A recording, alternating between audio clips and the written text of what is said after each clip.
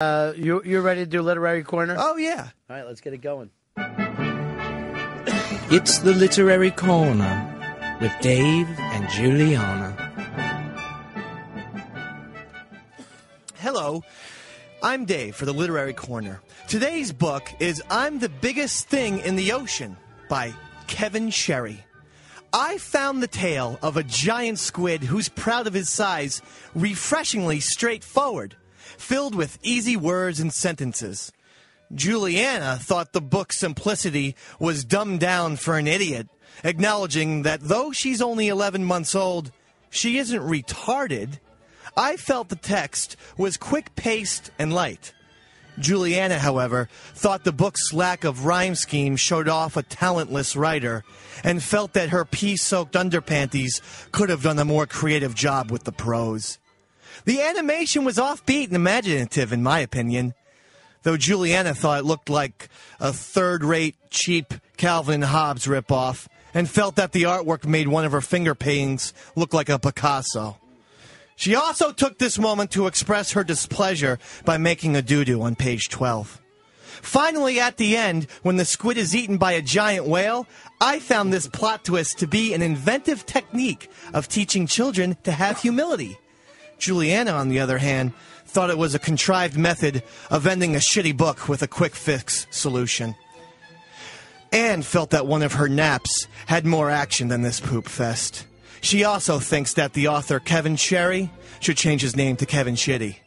I give it 8.5 Juliana heads. Juliana gives it 1.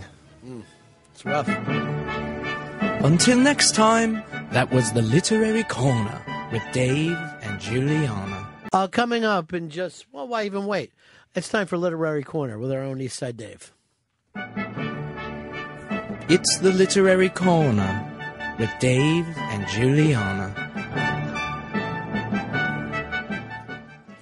But this is where Dave and Juliana, his baby, will talk about their favorite books. Good evening, gents. Today's book is I'm the Best Artist in the Ocean by Kevin Sherry, the very welcome sequel to The Biggest Thing in the Ocean by Kevin Sherry. I loved it. Juliana thought reading the book was like smelling one of her baby farts, only not as pleasing. While I found the story endearing and exciting, Juliana was clearly bored, and at one point I caught her on the phone trying to adopt an African baby so that she could have someone to play with. I told her that was not a 1-800 number, whereupon she told me to shut my adult-sized mouth and get on with the reading. I found the artwork to be simple and quaint, while Juliana said there was more color in my freakish skin and hair than in this poopy book. I thought the characters were cute and taught children the virtue of patience. Juliana, on the other hand, felt the protagonists were a bunch of pussies and even questioned the author's sexuality. She also said that she makes more interesting doo-doos in her diaper than what was on the page. By the end, we learned that creativity is something to behold, a valuable moral to learn. Juliana, rather, thought that the lesson was faggier than Baby Liberace. I give it 9 Juliana heads. She gives it 2.5. Juliana's kind of homophobic. Until next time, that was the Literary Corner. Dave, could you pass on a message to Juliana?